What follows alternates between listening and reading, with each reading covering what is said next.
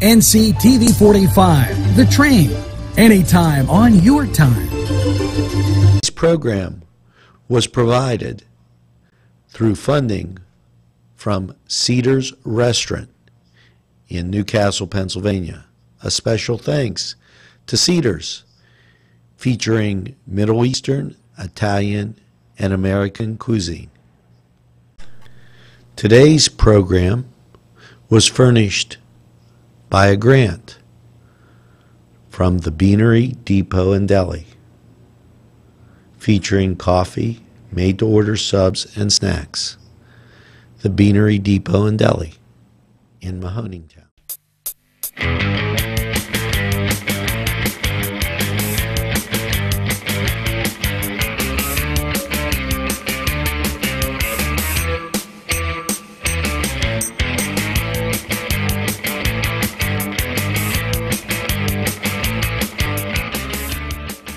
Cedars Sports Corner, everybody. I'm Alex Laverson, and with us, as always, is our producer, Mr. Angelo Parada. And second week of preseason going on. There's a lot of hate being spread towards the NFL, not just because of the whole anthem stuff, but now people are basically calling it flag football because of the Vikings and Jaguars game, where the Vikings quarterback got a penalty called on the... He was being roughed by the passer by the Vikings defender. And I don't have like a video clip to show all you guys, but if you just Google it or YouTube it, it was a joke. I mean, it was an absolute joke. The defender hit him, he fell down, and they called that roughing the passer. I honestly don't see it. It's... You guys would have to see it for yourselves. If you haven't already, you probably have. Two teams, basically the Vikings, who could be going nowhere, and the Jaguars are probably going to the beach.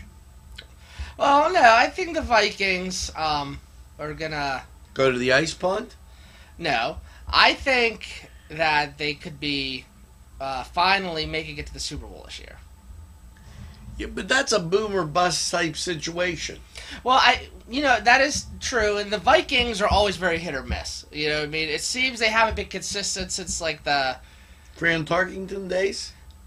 Well, that is true. Super Bowl loss. Super Bowl loss. Super Bowl loss. Hey, at least they made it, right?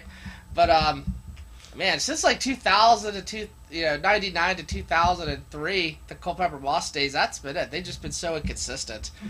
But, the point... Anyway, not to get off track, the point is, now the NFL has just been so... I feel like watered down. It has been so... I understand, you want to prevent, head injuries and, was it CTE in the brain or whatever it's called, but these are such drastic changes. Well, the Browns... E.J. Grimes may be out for the first 3 games. That is something that just happens to the Browns. Yeah, I mean, so think about that as you type. If we're going to go to NFL football, okay, we might as well take a look at what's coming up, because I don't want you to. Now tonight, it's going to be the Ravens and the Colts. I'm not wearing any purple. No, you got your technically Raiders color. Raiders color. I'll say that. Yeah, it seems like you're a pretty defiant type person. Yeah. Oh, yeah. I'm a very anti-authority. Speaking of the Raiders, I'm very interested to see how Martavis Bryant does with them. At first I was kind of upset that the Steelers... Talking about the Colts and the Ravens. All right, we'll get to Martavis Bryant later. Good. How's Malik going to do tonight? Honestly, I'm almost afraid for him because I'm so paranoid he's going to get hurt again. That's the thing with preseason football. It could be, obviously it's so valuable because, playing time, practice time, things like that. But man, what a killer it could be if you have a star player go down. You know what the question is in Indianapolis? What? Do the Colts win with luck? Oh, man. I think they'll win with luck. I think they're a very lucky team. I mean, we talked about this last show, the AFC South, the Jaguars, Colts, Texans and Titans. I still think the Jaguars are going to come out in that division. I don't know why you don't think so. I think it's the Colts. The Colts? And I'm going to give you another thing. The Browns, true to form, lose by 2 to the Bills, 1917. Mm-hmm. So you could see they're warming up for their season of heartbreak, where they're just on the edge of winning and they go whoop, off the edge. Well, now, I did predict them to win 8 games, but given the fact that Grimes is out and, they may have to go scrounge up somebody from somewhere, get the monster out of the lake. You know what? I don't know. I'm still... I don't know why you necessarily thought they'd win 8 games. You're not alone. A lot of people think they're going to be a surprise team in the NFL. And either way, it's going to be an improvement, from going 6 wins to even just 1, technically. But if you're the Cleveland Browns front office, we always talk about how dysfunctional their front office is, I realize. How many games does Hugh Jackson have to win with this team for him to keep his job next year? Because, he's like 1-31 technically or something like that the last 2 years. I've explained to them, I'm free. Make the call down here. I'll come up. We'll get the mullich off the team. They'll start winning. So we'll get Angelo to run the front office. Okay. But seriously. No, I'm on the sidelines. Everybody's standing for the national anthem. We're going back to the orange and brown colors with the white uniforms. None of this... Like brown pants type of... Yeah, they look black, so you I'm okay with the stripes being off, But, I feel even if Hugh Jackson gets, even 6 wins with the team, I might give him another year. But you want to see progress. I mean, like I said, if you even win 1 or 2 games, it's technically progress, but that's not progress at a fast enough pace. If they win 6 games... If they get a tie, they made progress. Yeah, that's what I'm saying. Because, we always talk about how the Browns have to have consistency, how they pull the plug so fast. On their coaches or players or whatever. Honestly, that's something the Raiders have dealt with for a while. Remember? It's get a new coach, get a new quarterback, linemen get hurt, get a new coach, get a new quarterback, linemen get hurt. Make crappy draft choices. I mean, I knew Johnny Manziel was a terrible draft choice. I think a lot of rational fans did. Cleveland gets good players and ruins them. They're a factory for that. The factory of sadness. But we got to get to a break. We're going to go to a break, and when we come back, I'm going to talk a little bit about Martavis Bryant and the Raiders, and if I'm still sorry that he's no longer on the Steelers. But for right now, let's take a break and a word from our sponsors. Sylvan Heights Golf Course in Newcastle, Pennsylvania features many amenities, lush fairways, and great greens, and many challenging shots. Your crowd will applaud. A short drive from Butler, Sharon, Pittsburgh, Elwood, and Youngstown. It's Sylvan Heights Golf Course in Newcastle, Pennsylvania. Hey, Angelo Parada here for Croakers, Kegs, and Corks. And if that's not a mouthful, nothing is. But when you need a mouthful of that special brew, it's Croakers, Kegs, and Corks. Nothing tastes better than when you make it yourself. And I do some of that brew myself quite often. I like doing it. It's a great hobby, and it's something you could do. Croakers, Kegs, and Corks, located right in Union Township. Give them a try. This program furnished by the MAD Unit, Mobile Auto Detailing. See Michael Sad at themadunit.com.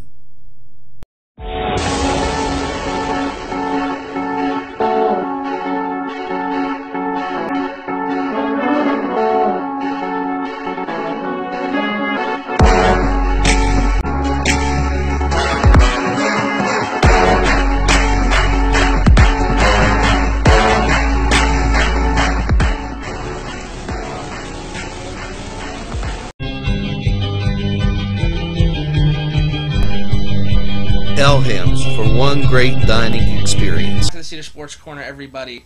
How about the No Race American League? The No Race American League. Honey, don't let your children go up to be Orioles. They're 50 games out, 51 and a half. Wow. They've submerged. They've gone below the Pirates. Now, look at this American League, and you tell me what you've got. Okay, out west, you've got a race with Houston and Oakland. No cheating. I got to ask you. I can't see. I got my eyes closed. Cleveland's up by 12, and Detroit's behind them by 21. So that's not even a race. No, I mean, at this point, it's almost September. I mean, it's over. Okay. And you got the Yankees, 9.5, like 10 games behind Boston. So it's the American League. Are they going to be able to make it to the World Series? Because their teams are so far out in front. Now, the Yankees lead by 4 games in the wild card in Oakland. So it's almost like you're going to have the Yankees and the A's in the wild card situation. But there's nothing in the American League. Now, when you go to the National League East, everybody's in first place. Matter of fact, let's go back here. And let's take a look at the National League. As we scroll down here, and I've been getting into this a little bit. Atlanta's up by 5 games on Philadelphia. And they still have a lot of games to play. Each other. So, who wins that? Because that's a 1-series turnaround. Mm-hmm. You're up 5, now you're only up 2. I just don't want it to be Atlanta. I always disliked Atlanta because they always beat the Pirates when I was younger. Okay, now let's take a look at the Central. Okay, you got the Cubbies up by 3.5 on Milwaukee and 4 on St. Louis, and you've got St. Louis going out to play the Dodgers, and it looks as though the Pirates are in a favorable schedule position where everybody starts wrecking each other. All the Pirates got to do is keep taking 2 out of 3 and be in. To be fair, including myself, a lot of fans, even a lot of sports analysts and analysts, thought the Pirates' collapse would have happened by now. And here we are, almost September, and they're still above 500. So now, as you go down the murky National League, you've got this. You've got the Dodgers who are 2 games out. They have to win, and that's my point. That puts the Cardinals in trouble. You've got Colorado who's half a game out, and they're chasing Arizona. So everybody's got to win to keep pace. And when you look at it from the wild card position, wow. Philadelphia, Colorado, Milwaukee, St. Louis are only a half game out. A game and a half for the Dodgers. And the Pirates are 5.5 games out. But here's the thing. They have the easier schedule. So, do the Pirates get the wild card? You know what? My heart says yeah. I see people in Pittsburgh eating hot dogs and pierogies in October because the Pirates are playing the Braves, but they're playing them at home. And here's the thing about the Bucks at home. They've been very fortunate in being able to win with home cooking. Now, you've got the Cardinals away at the Dodgers. You've got the Cubs away at the Tigers. You've got the Phillies and the Nationals pounding on each other. So it makes it look very enticing then Pittsburgh can win, and you say, okay, what happens after that series? Mm-hmm. Well, as we look towards the weekend, okay, and we get to Thursday, which is usually a travel day, the Phillies and Nationals are still banging on each other. The Braves go to the Marlins, and the Reds have owned the Cubs this year for some unbeknownst reason.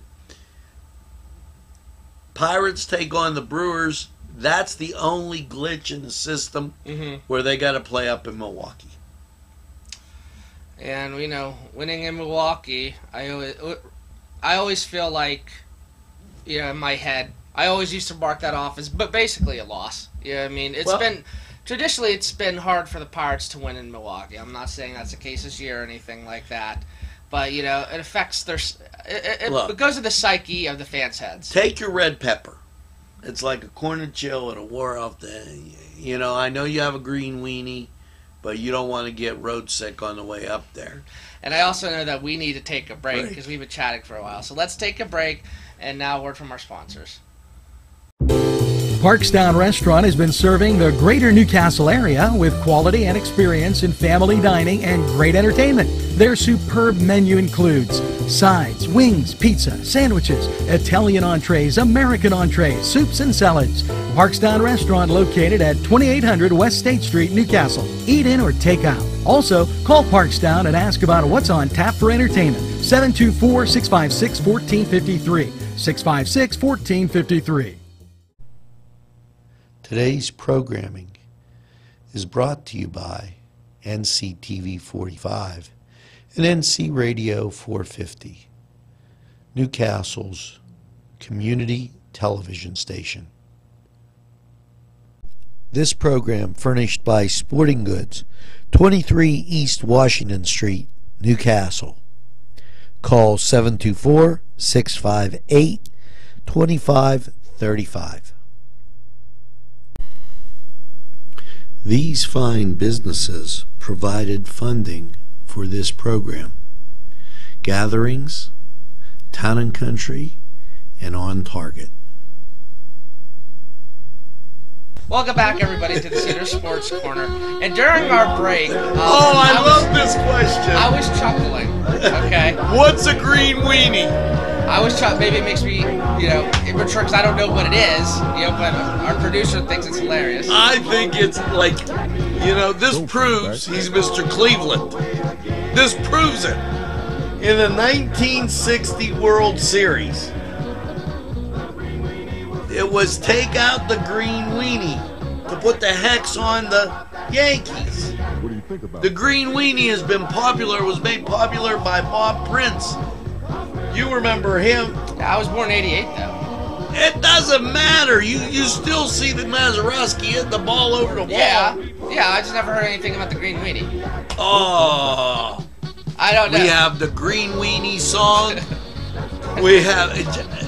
I'll tell you what. I know we have a green pierogi racing. That's jalapeno Hannah. That's not the same as a green weenie. I know, I just said we have a green jalapeno. Do you know what babushka power is? Polish bill, I guess. A Polish bill? Is that what babushka is? Babushka power came out in the 70s. Okay? When we were playing the Orioles. Again, No I was wonder. born in 88. How am I going to know this? No wonder he likes the Ravens. That doesn't even make any sense. I just never heard of it before. Listen, I'm as black and gold as they come. Mike, you can't even, there's nothing you can say. I'm looking through the screen and I'm seeing you down there and you're going, oh my God, in Carnegie. Listen. Now, here's a question. Okay, are you ready? Uh-huh. Okay, what's Mapina power? Mapina power? I can't even take a guess. This guy, do you know what a Mapina is? No. It's a dish towel. You go around like this. Like the terrible towel? That's the Italian version, Mapina power. We had it up here in Newcastle.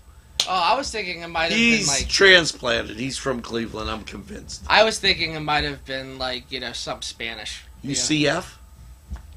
University of Central Florida. Yeah, they're taking on Connecticut. You know, normally, here's the deal. Normally, I wouldn't care. I'd be like, oh, who cares? You know, it's two sorry schools, right? Well, no, UCF isn't sorry. Well, they're 21 in the nation. Yeah, I know. But, like, I'm just happy football's back.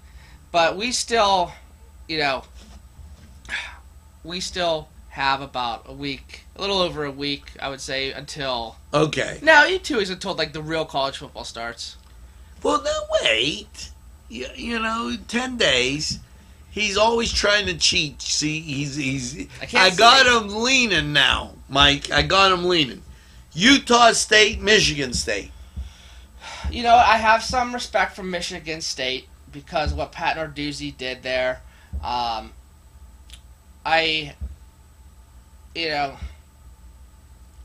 that I'm a Michigan State fan by any means or anything like that, but you know, I have respect for, you know, Michigan State because that's like a program that never recruits really well. They typically don't get 4 or 5 stars, but at least during the Narduzzi years, you know, him and his staff would build up that program based on 2 stars or 3 stars, and they'd be competing in the top 10.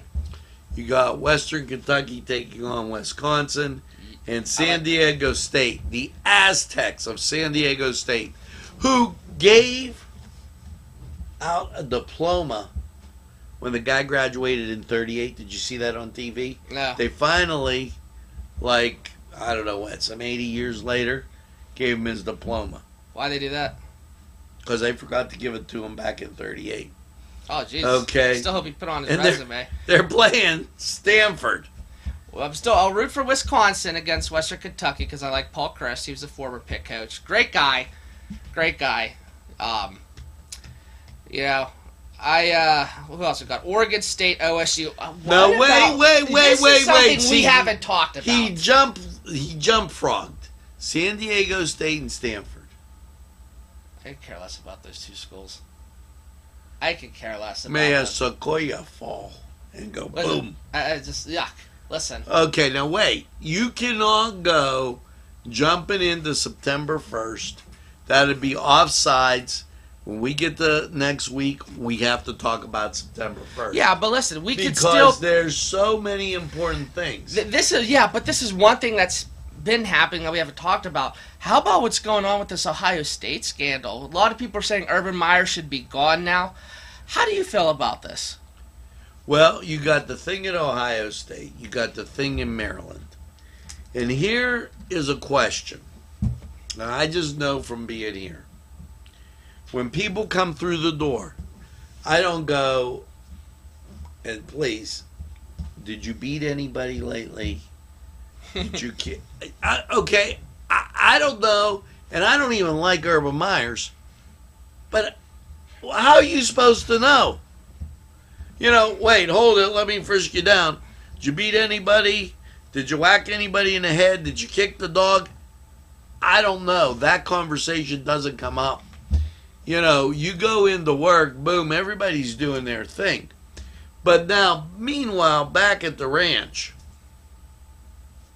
some very important things to note. This weekend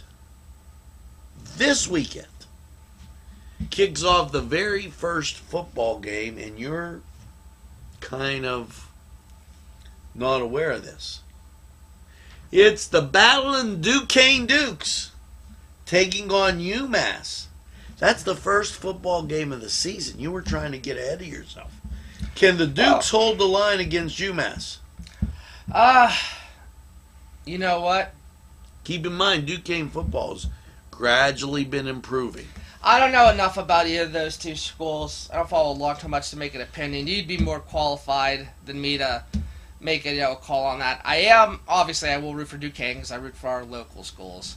The only thing I really know about UMass was that Chris Burns from New Wilmington, if I'm correct, transferred from Pitt to UMass. Yeah, that's correct. Yeah, okay, so that's really the only thing I've really known about UMass. But yeah, obviously I'm going to root for Duquesne. So that's the first game of the official football season, and I thought we had to mention it before we go. Of course, we always have to end the show on your note, and that's fine. We'll let you have it. We'll sing hurrah for the red and blue. Are you more of a Duquesne fan or Notre Dame fan? Listen, papal law says you cheer for the National Catholic Football Team, which is Notre Dame. But you can always defer back to your diocese. So if they played each other, who are you rooting for? I gotta root for the Dukes. The Dukes is your alma mater. Yeah. You know what? I feel like there's so much more I wanted to say in the show. I really want to talk about the Ohio State-Maryland thing, so we're going to save that for next show, hopefully, unless, you derail me, you change the subject. So next show, we're going to be talking Ohio State and Maryland situation, because I have some opinions on that, and I don't think a lot of people are going to be happy with me. But I do have some unique opinions on that. But we'll leave that for next show, and hopefully that'll get you guys to tune in. So other than the Duquesne Dukes... Mike, I want to know about the green weenie. He was all messed up about that. I gotta tell you. Let's go Dukes. Is that even a real thing, the green weenie? Or is that just one of your, like... No, it's a real thing. When he gets off here, he's going to be on that phone like you can't believe. I was trying to search for it during the break, before we went on the air. But I caught him, Mike. I wanted you to know that. Yes, tune in to next week's show. I hope everyone enjoyed the show, and you all have a good one. Caleb, send him a picture of the green weenie. Don't do it. Don't What do listen. you think about that? A special thanks to the YMCA for caring about the Lawrence County community and providing funding for this program.